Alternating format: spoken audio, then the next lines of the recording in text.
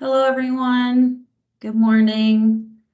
Let's get started. Welcome to the webinar introduction on solar for affordable multifamily housing in Connecticut. Thank you for joining us, especially first thing in the morning. I'm Emily Basham. I'm an associate director on the financing programs team at the Connecticut Green Bank. I'm joined this morning by my colleagues, Katie Shelton. She's a senior manager for market engagement, also on the financing programs team, and Matt King, an associate on our incentive programs team. Today, we'll be sharing about recent legislative and regulatory changes in Connecticut that have opened up new opportunities for solar projects on affordable multifamily housing. Katie is going to provide an overview of the state and federal incentives available for these projects, the Green Bank's technical support and financing resources available, and a couple of examples of how solar and storage project economics come together. And then Matt will cover the state's battery storage incentive program as well.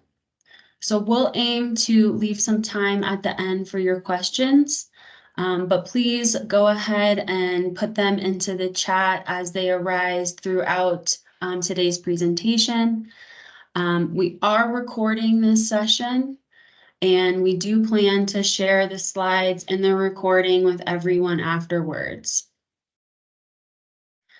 So first, an introduction to the Connecticut Green Bank, who we are here at CT Green Bank. We are a quasi-public state agency.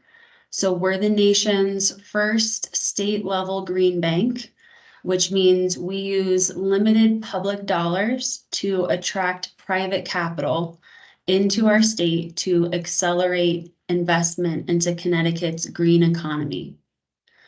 At the Green Bank, we have a variety of financing resources and programs that range from smaller home loans for solar or energy efficiency measures, all the way up to multi-measure million-dollar projects on large commercial spaces or even Connecticut's universities. So we've got a wide range of programs of financial resources and also technical support. So to help sort of better illustrate what we do, what our vision is, we've got a brief 1-minute video that we'd like to show. Each new hour holds new chances for a new beginning. Every dawn, an opportunity to challenge antiquated systems. To rethink what's no longer working. We ask, what if we did it differently? Storms hit Enfield hard, flash flooding, contaminated, worst air. What in the world is going on? We know big problems must be met with bold ideas and brave people unafraid of change. Who are ready to move beyond those old systems that drove up global temperatures and kept down our most vulnerable communities. Now, we are planting seeds of equity and resilience. Investing in a big green tomorrow. A planet protected by the love of humanity. Where opportunity is as abundant as clean air. Where financial success and a livable planet are no longer at odds, but in harmony. We are doing more than believing in a better future. We're creating one together.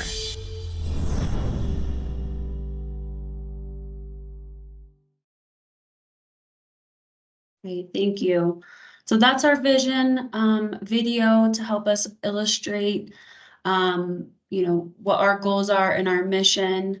As you see here, our vision is not just to use tools of finance and make projects happen, but we're really working to make more resilient, healthier, and equitable communities here in our state.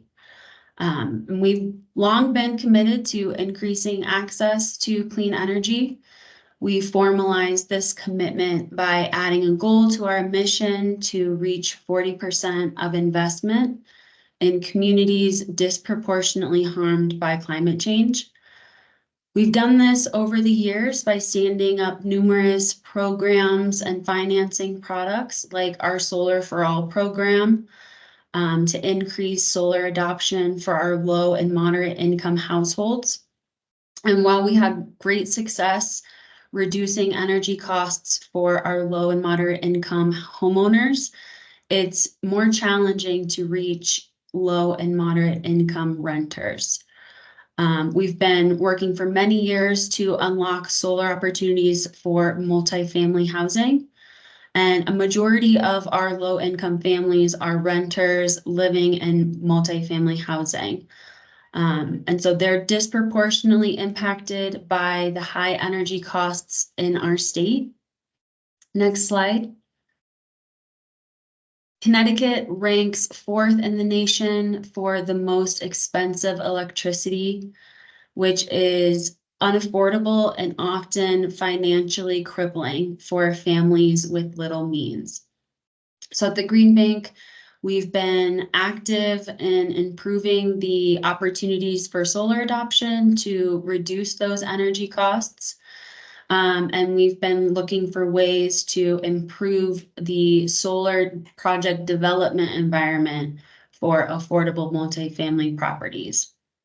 We see a lot of potential for growth in solar and storage projects now that we have some legislative and regulatory changes that have recently taken place that we'd like to share with you all. These changes remove many barriers to designing feasible solar projects and making them financially pencil. And we're interested in knowing about your experience with doing solar projects. So we have a poll question for you. You should see shortly on the screen a poll popping up asking, have you previously completed a solar project on an affordable multifamily housing site? You could kindly select yes or no and give us some feedback.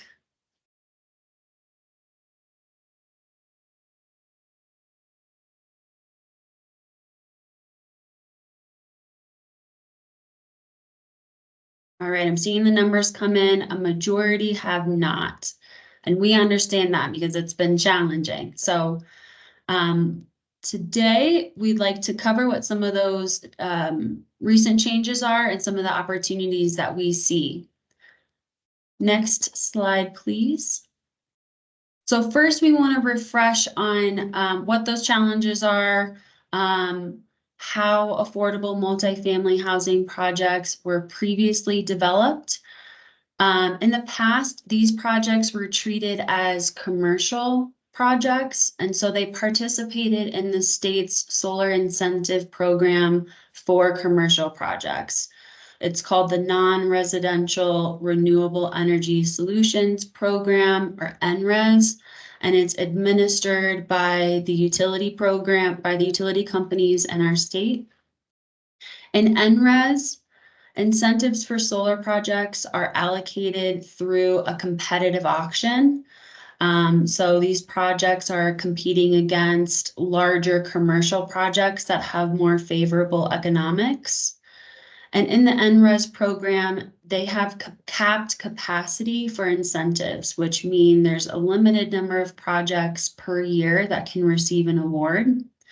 And we've seen in the first 3 auctions, the first 3 years, the auction to be quite competitive. So it's requiring project economics to be quite lean in order to be successful in winning an incentive. And then on the design side, these projects were typically designed to offset common area meters only. So the electric load of the property's tenants can't be used to size the project. So you end up with a smaller solar installation that can only serve that common area meter.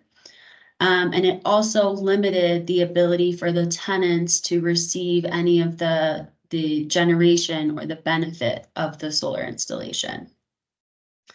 So this was a challenging environment for multifamily projects to win incentives, which in turn limits the number of projects that are financially viable, and also limiting from the design side. Next slide.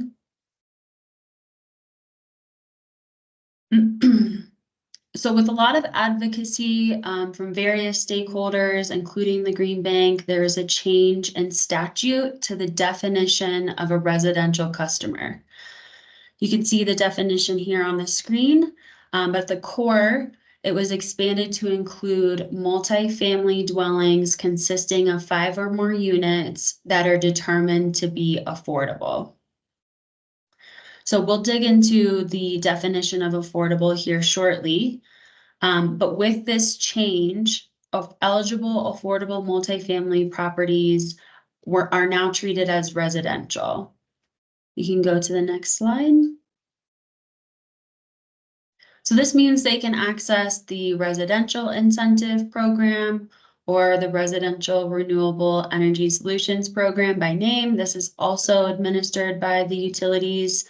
And this creates opportunity because the value of the residential incentive or tariff is higher than the commercial tariff. So to give you a sense of the value there, the residential tariff is approximately 37 cents per kilowatt hour of solar generation versus 20 cents per kilowatt hour for a commercial project. So nearly double the value of the incentive just by being in the residential program. There's also no cap on the number of projects that can come in, so that's different than the commercial program, and you're no longer limited to just that common area meter. So you can design a system to serve the full electric load, including tenants, and they can also receive the benefits of a solar project. So this describes at a high level the changes in legislation and in the incentive program, and I will turn it over to Katie to dive into more of the details.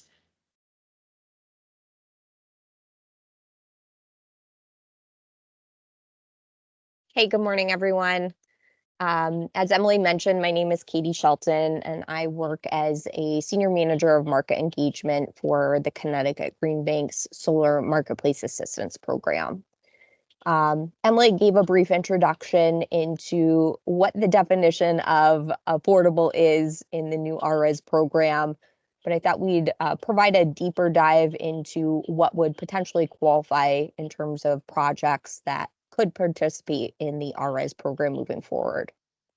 So there's 4 different categories that would potentially make a project eligible to participate in the RES program. Tier 1 is the first category, and that would be properties containing a majority of households earning 80% or less of the area median income.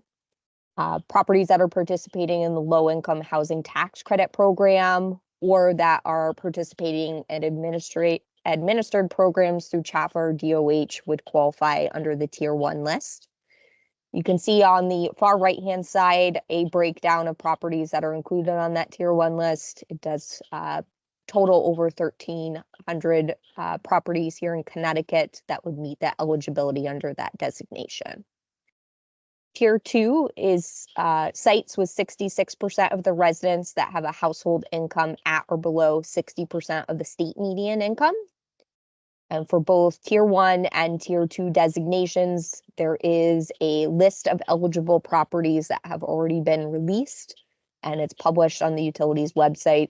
So if you are interested in determining if you fall on Tier 1 or Tier 2, there's a pre-established list based off of the criteria that's set forward here in today's presentation. There's 2 additional categories. Tier 3 would be sites that do not fall on the Tier 1 or Tier 2 list that you're able to submit for an agency group review and recommendation to qualify. And then the last group of potential projects would be naturally occurring affordable housing, or NOAA, which is households earning less than 80% of the area median income in HUD qualified census tract properties. So a few different ways that you could potentially qualify to participate in the RES Affordable Multifamily Housing Program. And the breakdown of categories is included here within the presentation.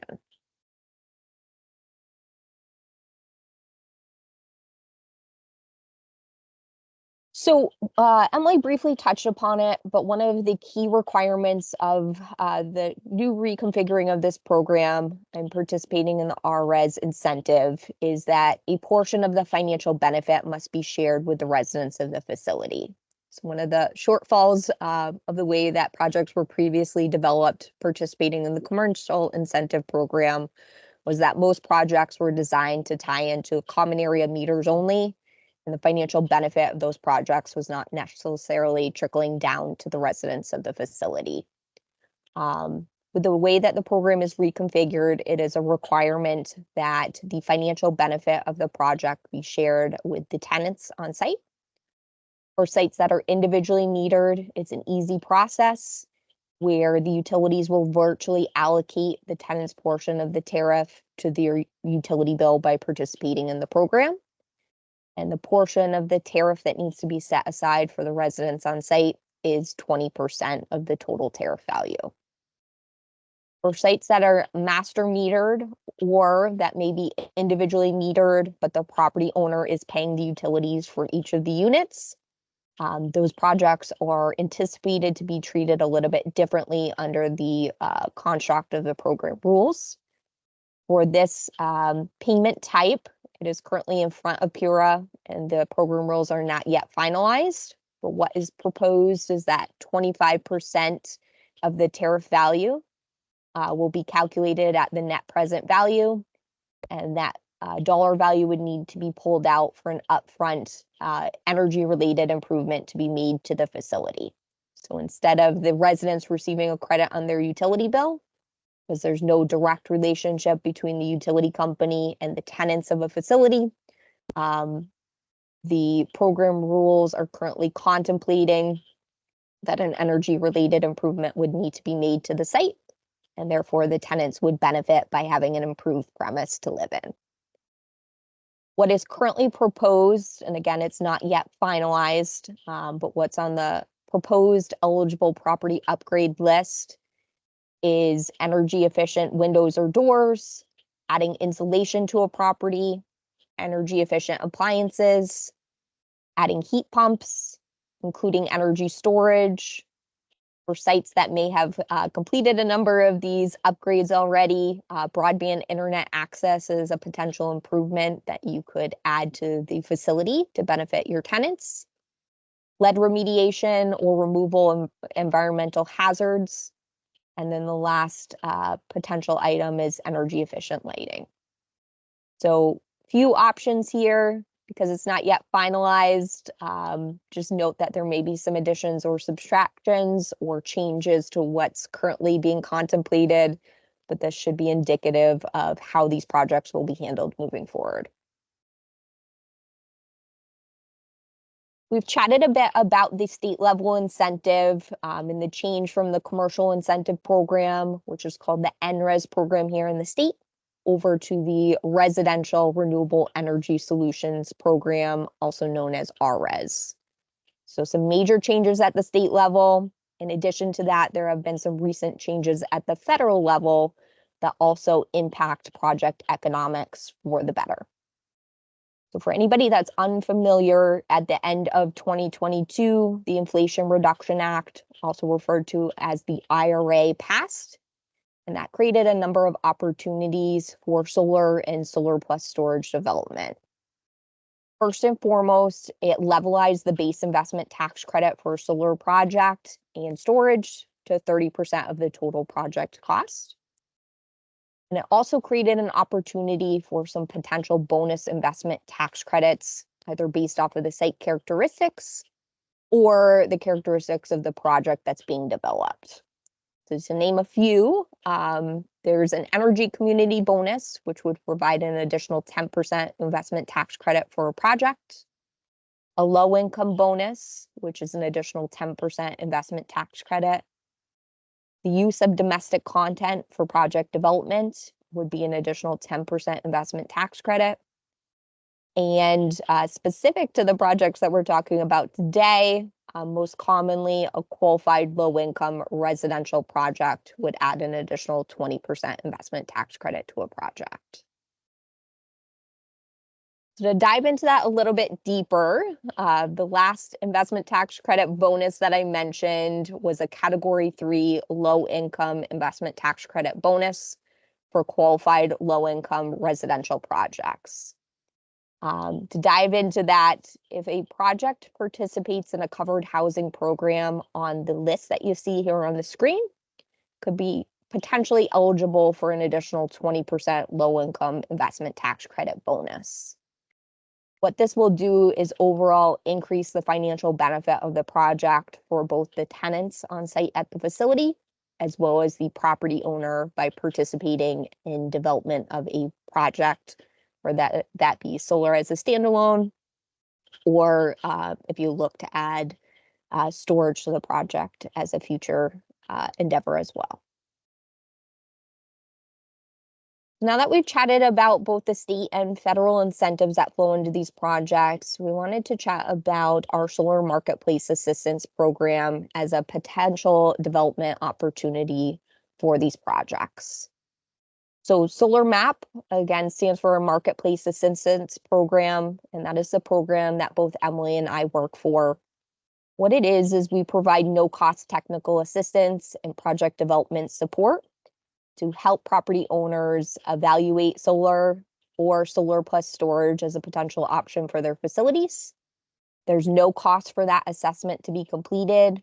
And ultimately, we provide the project development support start to finish through the construction of it and installation of a project on site. The Solar MAP program was originally created to assist municipalities and state agencies who needed assistance in evaluating solar for their sites, noting that they just didn't have the time or resources to evaluate these projects. With the recent changes to the solar incentive for affordable multifamily housing projects, we've recently expanded the MAP program to also include affordable multifamily housing. Again, we offer no-cost technical support in evaluating solar or solar plus storage as an option for affordable multifamily housing sites. As a high-level overview of our program steps, we typically will start with an initial assessment. That will start with a desktop review where we're working through and evaluating whether or not a site has potential for solar installation. That could be a rooftop install, ground mount installation, and or potentially carport canopies if there's available space on site for project development. If everything looks good and that initial assessment passes, we do complete an on-site technical assessment where we're going out to the facility, looking at the on-site electrical, transformer size and location, metering configuration, roof age and condition, taking all of that information back and modeling out financing options for the property owner to evaluate, which we'll chat about here in just a second.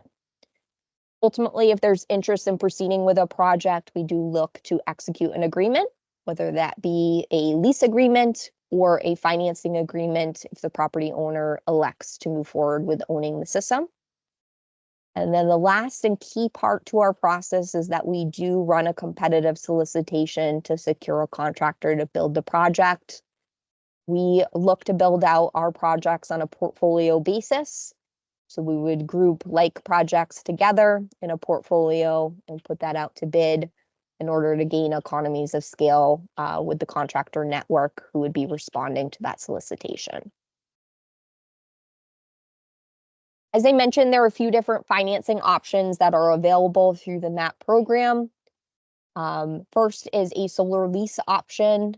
When we say lease, a lot of people think it's structured as an equipment lease where there would be a monetary value due to the Connecticut Green Bank. It's not actually the case. How our program is set up is more of a revenue share structure where the Connecticut Green Bank would be the owner of the solar array, would be installed on site on our dime. And then we share in the revenue that's generated by the project with the residents of the facility. by virtually allocating a monetary credit to their utility bill for sites that are individually metered, or by providing an upfront payment to the property owner to make that energy-related improvement in cases where it's master metered or the property owner is paying the utilities for each of the units directly. Property owner is also going to benefit by receiving a portion of the tariff as a lease payment by participating in the program. So no capital outlay required. The Connecticut Green Bank is providing the upfront technical assistance at no cost to the property owner. And because we own the system, we're responsible for the ongoing maintenance and repairs of the array.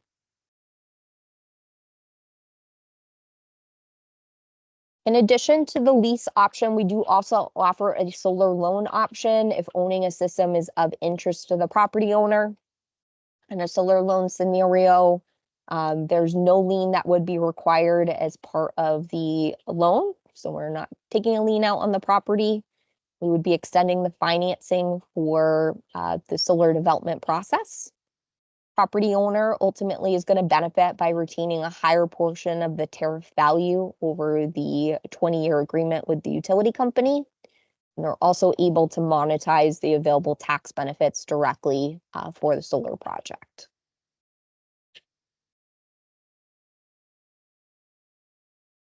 Some factors that go into our project development and economic analysis that we look at and consider are roof size, building and meter configuration, exposure to the sun, how much energy is being consumed across all of the units and common area meters. That's one of the keys in terms of sizing a project. We have to understand how much energy is being used across the entire site. The building type, so is it a high rise? Is it a garden style development? All of those will have an impact on the system size that we can build and ultimately the installation costs that would be associated with the project. Number of units as well as number of common area meters is something that we look at and evaluate, as that will impact the economic breakdown for the tenant's portion of the tariff that's received for each project. Whether or not battery storage is of interest is something that we look to evaluate as part of our process. You'll hear from my colleague Matt King here in just a minute on our energy storage solutions program.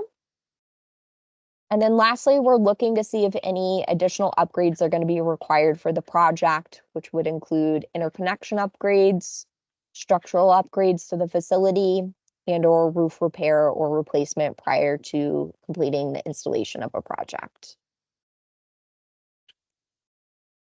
So I thought we'd run through a few sample project economics just so you can see what the value of pursuing a project would be. On the screen here is a project that we are currently looking to develop in Hartford. Project is sized at just under 300 kilowatt DC. And what you will see is that we provided the property owner with two economic scenarios. First, a model which assumes the baseline investment tax credit for the project, which is 30% of the total project cost. And then we also shared a model which assumes that we will be able to submit for and secure that Category 3 low-income investment tax credit project, which most affordable housing projects would likely qualify for. So in the 30% investment tax credit scenario, you'll see that the cumulative benefit to the property over the lease term, which is 20 years, would total $960,200. The year one breakdown on that financial model is just under $25,000 going to benefit the property owner as the project lease, and then $26,000 going to the residents of the facility. For this specific site, based off of the number of units that they had for the site, it would break down to a per unit benefit of $168 per year going to the tenants of the facility. If we're able to submit for and secure that ITC bonus for the project, which would bring the total investment tax credit value up to 50%, you'll see that the financial benefit increases across the board for both the property owner as well as the residents of the facility, with an equal split in year one of just under $34,000 for the property owner as well as the resident share of the tariff. Cumulative benefit over the term increases from $960,000 to just under $1.3 million over the 20-year lease. Another scenario to share with you here, similarly sized project, just under 300 kW system size. Again, we've modeled out the economics based off of a 30% and a 50% investment tax credit scenario. And we have also included a model here for solar and then solar plus storage. What you will see is that we can roll storage into these projects. So if resiliency is of interest, it's a feasible option to roll into the lease economics or in a loan scenario to finance the solar plus storage together. You'll see here that the economics do decrease when you roll a battery into the project, just due to the upfront expense of adding the equipment. But you get the added benefit of resiliency without necessarily having to come out of pocket for that project development scope.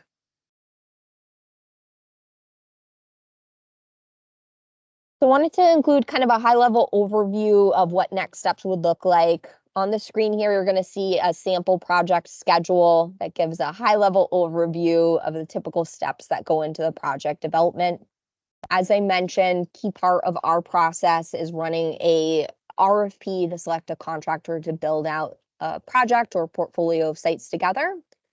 And that EPC contractor that is selected will ultimately be responsible for the development activity that you see here on the screen.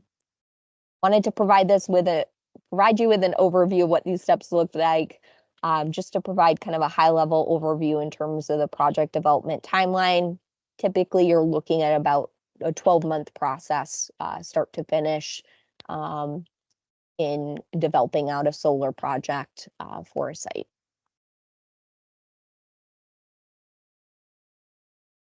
To reiterate, we do run that competitive solicitation with our contractor network. Typical steps here would look like finalizing a project design and scope. We'll ultimately develop and issue an RFP. Once we issue the RFP, we typically will give the EPC contractor network around a 30-day window to respond to the competitive solicitation. We'll then review the results and select a contractor to build out a specific project or a portfolio of sites together, depending on how they responded to the RFP. We'll look to execute an EPC agreement with that contractor to hire them to ultimately build out and be responsible for the development steps that we just looked at on the previous slide. And then from there, project development will begin.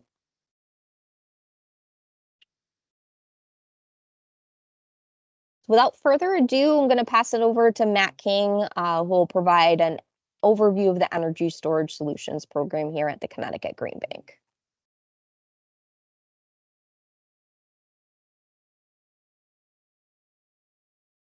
Thanks, Katie. Good morning, everybody.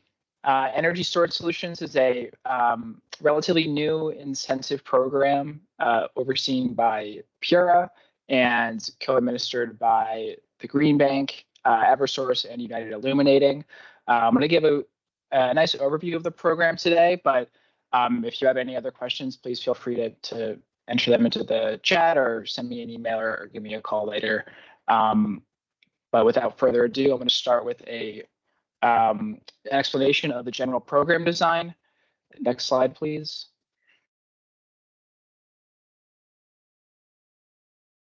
So for energy storage solutions, there's two main components, two main incentives for the program. That's the upfront incentive and the performance-based incentive.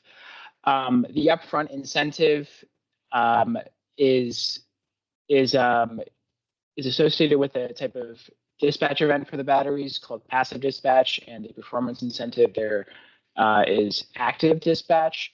And so this table here on your screen goes over the characteristics of each type of dispatch and some of the key differences. So for passive dispatch, events occur in June, July, and August on non-holiday weekdays. So the most recent passive dispatch event actually just started earlier this week, which we're very excited about. These passive events will last 5 hours and will last from 3 to 8 p.m. Note that there currently are no scheduled passive dispatch events for the winter season. This is subject to change in the future, but we don't anticipate this changing anytime soon. Another thing for passive dispatch to note is that during these events, all batteries that sign up and receive the upfront incentive are required to participate in passive dispatch. Fortunately, passive dispatch events are pre-programmed into the battery, so there's no need to micromanage the activity of the battery before or during events. It's all done automatically due to a special software integration that takes place behind the scenes, essentially. Active dispatch is a little bit different. Active dispatch events, unlike passive dispatch, are events that are called as needed. So they're not pre-programmed into the battery. These events are also called by the utility companies. So depending on the location of the site, it'll either be Eversource or UI who manages those events. These events vary between the summer and winter season. The summer is typically the busiest season and has the most need for events. So there's around 30 to 60. There's a slightly longer window in the summer season that goes from June to September. However, the events for active dispatch are slightly shorter than passive. They can last anywhere from 1 to 3 hours, but typically the events will run the full 3 hours. In addition, the event dispatch window will be anywhere from noon to 9 p.m. For the winter season, active dispatch duration and the dispatch window are the same compared to the summer, but there are much fewer events with at least one winter event guaranteed, and that can go up to at most 5 events in the winter. One other thing to note is that if there's ever an active dispatch event that gets called on the same day as a passive dispatch event, the passive dispatch event for that day will get canceled. So there's no like double dipping into the battery, and there's no need to participate more than once in a day. It'll just be the active event that takes priority. Next slide, please. So this slide includes the incentive information and the current incentive rates for commercial properties. To start, the commercial upfront incentive table. Commercial incentives are determined based on the property's annual peak demand in kilowatts. So as you can see, any property with a peak demand of less than 200 kilowatts is considered a small C&I customer. 200 to 500 falls in the medium C&I category, and greater than 500 kilowatts will be a large C&I property. And you can see how, depending on the customer class, that then determines the upfront incentive rate. So as a quick example, a small commercial and industrial customer would then receive an incentive rate of $200 per kilowatt hour. And this per kilowatt hour figure, it's a pretty basic calculation. So it's $200 times the kilowatt hours of energy capacity in the battery.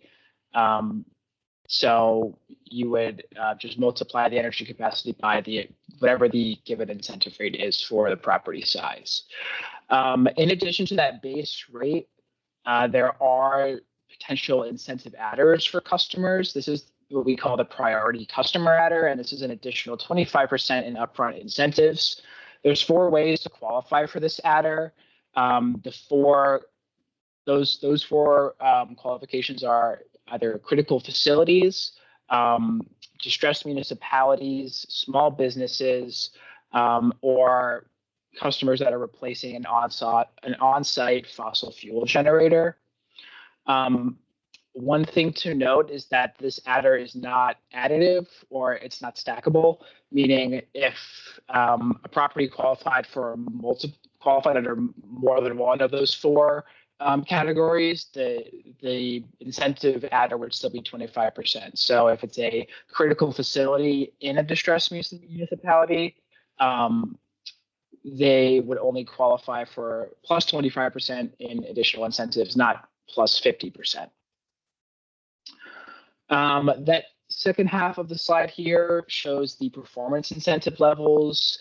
You can see that the performance incentive levels do vary depending on the season and also depending on how long the battery's been participating in the program for. So for the first 5 years of participation, the summer performance incentive level is $200 per kilowatt. The winter for the first 5 years is $25 per kilowatt.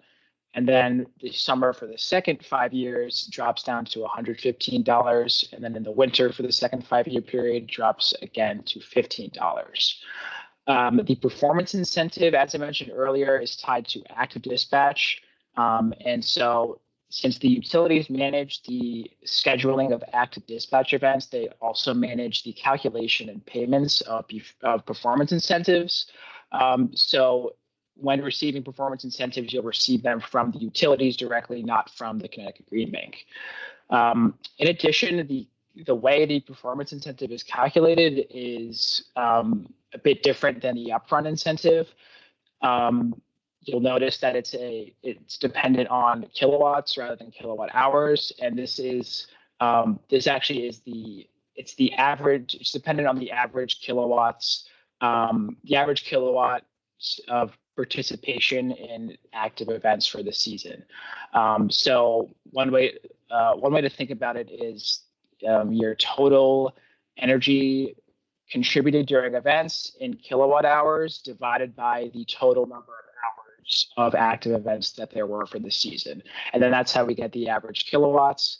And that'll then be multiplied by whatever the rate is for the season and participation period.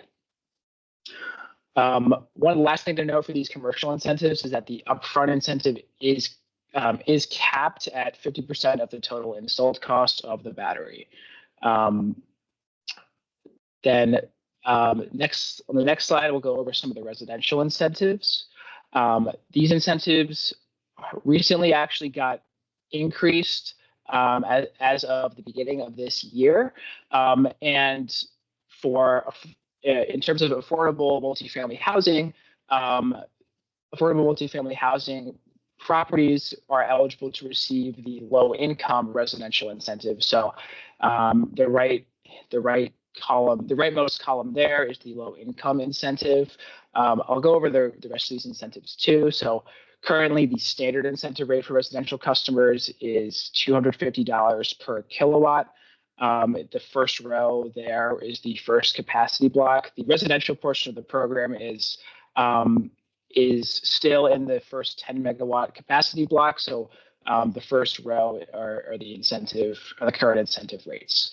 Underserved communities will be eligible for an increased incentive of $450 per kilowatt hour. And then, as I mentioned, the low income eligible incentive rate is $600 per kilowatt hour. In addition, there is a incentive adder for residential properties. It's different than the commercial incentives. Residential properties can receive an additional 50% in upfront incentives if they're a grid edge property. Grid edge is a utility designation, and there are helpful resources on the energy storage website that can help determine whether or not your property is on the grid edge. But in terms of the low income incentive adder, what that would translate to is a $900 per kWh incentive rate instead of the $600. One other difference for residential incentives is the upfront incentive cap. So the incentive cap for residential properties is either $16,000 or 50% of the total cost, and it's whichever of those two is less. And in terms of affordable multifamily housing, this is calculated on a per residential unit basis, which I will hopefully, I'll explain a little bit better on the next slide. This slide here, I included just a quick sample calculation using some of the current data we have from current participants in the program. You can see on the this is assuming the low income affordable multifamily rate of $600 per kilowatt hours. The basic system size here is actually a very common system configuration that we see right now in the program using a popular battery model. We're also assuming here for this project that this is a multifamily, a relatively large multifamily site with 200 residential units. The average cost of this, currently the average cost among current participants of this battery configuration is around $3.2 million, with a cost per unit of just over $16,000. So given that 50% of that per unit cost is roughly $8,000, that would be the incentive cap for the per unit incentive cap for this sample project. So the total upfront incentive, just multiplying using that 8,000 incentive cap and multiplying by and just going to the calculation and multiplying by the number of units, you get the total upfront incentive around $1.6 million. And then on the right-hand side there is the estimated 10-year performance incentive. So what this is the total performance incentives in nominal USD that the property could be eligible to receive over a 10-year period. All of these numbers here are again using current data from current participants in the commercial part of energy storage solutions, and the incentive values here are just estimates, so they are subject to change depending on a few factors, and also depending on the number of events that get called in a season as well. Next slide, please. On this slide here, I wanted to lay out just a general timeline of how applying for incentives might work. To start, what you want to do is if you're a current contractor or a developer for projects, you want to make sure you apply to become an eligible contractor for energy storage solutions. It's a relatively quick process. But if you're looking to get energy storage and looking to participate in this program as a property owner, you can get in touch with one of the currently eligible contractors. We have a list of currently eligible contractors on the Energy Storage CT website. You can find that at energystoragect.com/eligible-contractors.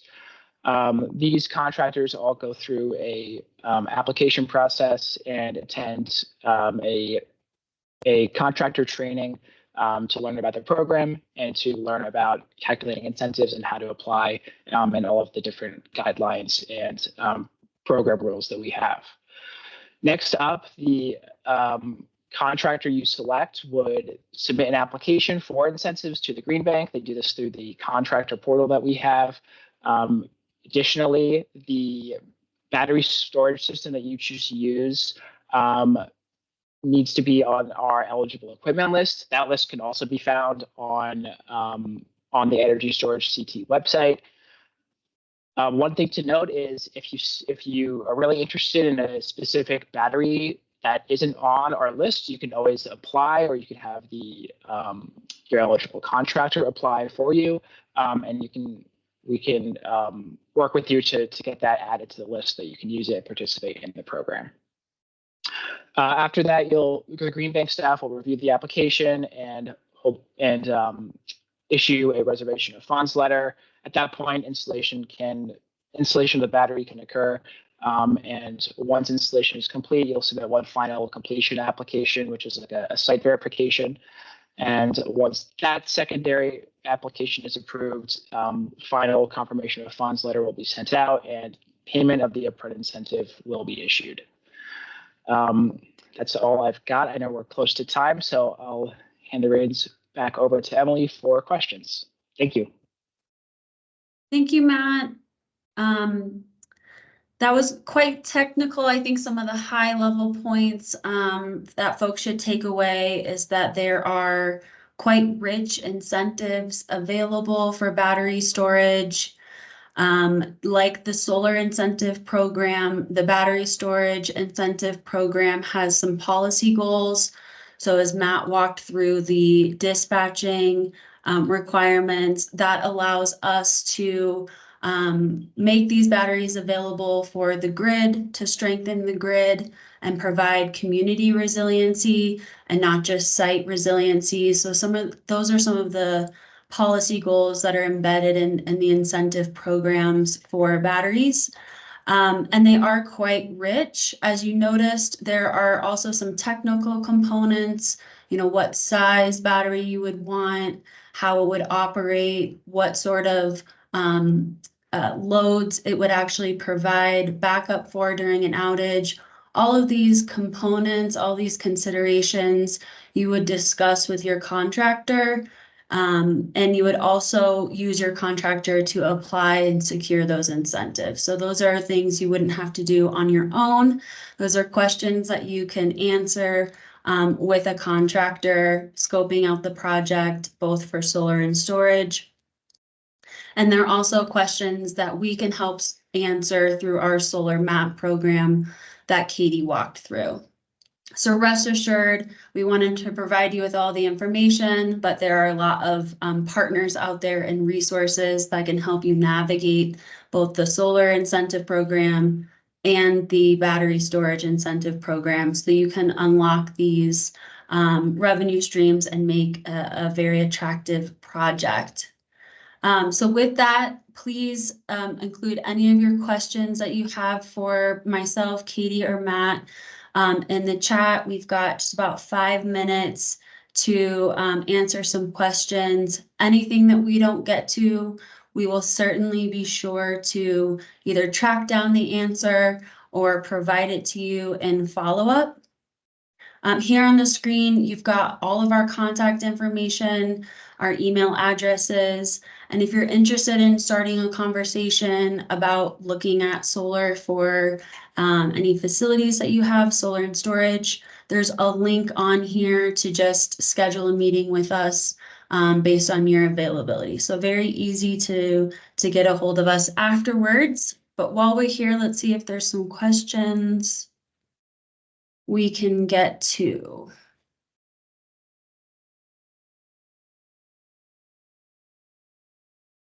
Okay, so there's some questions about what types of projects are eligible. I think we answered the townhouse question. Project eligibility is going to be based on the specific site and how it can qualify into the 4 tiers that Katie walked through. We'd be happy to help anyone determine eligibility for being an affordable multifamily property and taking advantage of the residential incentives. And then another question about sort of a general, a practical sort of lower threshold for a number of units or an annual kilowatt hours that would make a project feasible.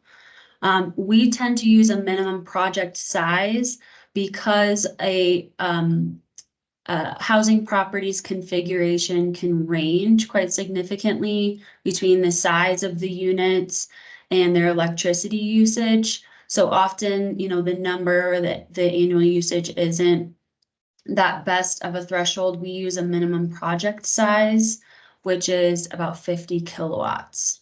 Katie, I don't know if you want to add anything onto that. You're welcome to. Yeah, I would say 50 kilowatts is a great target for minimum system size.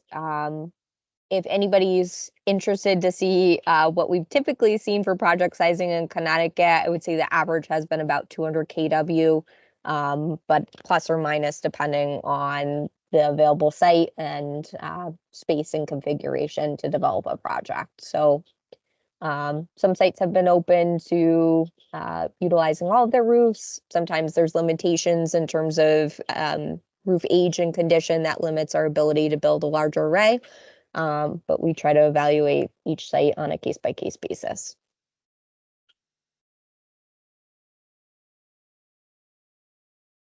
All right, moving over to the Q&A.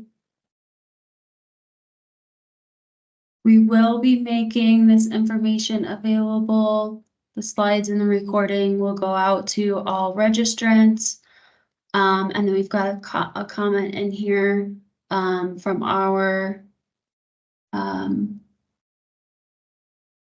folks we're working with about covering costs for legal review and some of the language in our lease. We provide a lot of technical support, no cost technical support through the program, working with our technical partners to look at project feasibility. We don't yet have funds unlocked to grant different organizations to help with their legal costs to review the agreements.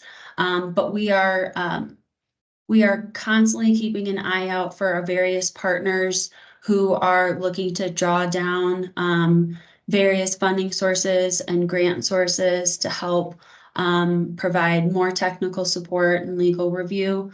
And as soon as any of those buckets of funds are available, we'll certainly share that as well.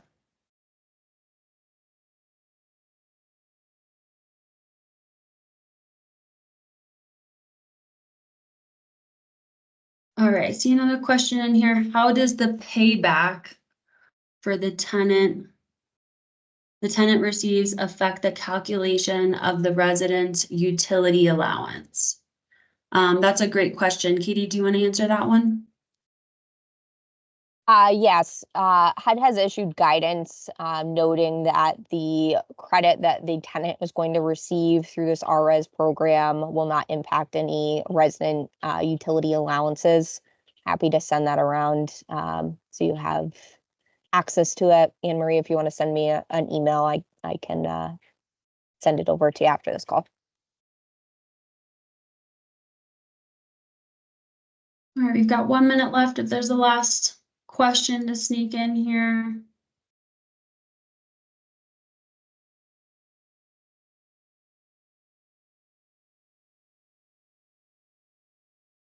Okay, going back to the chat.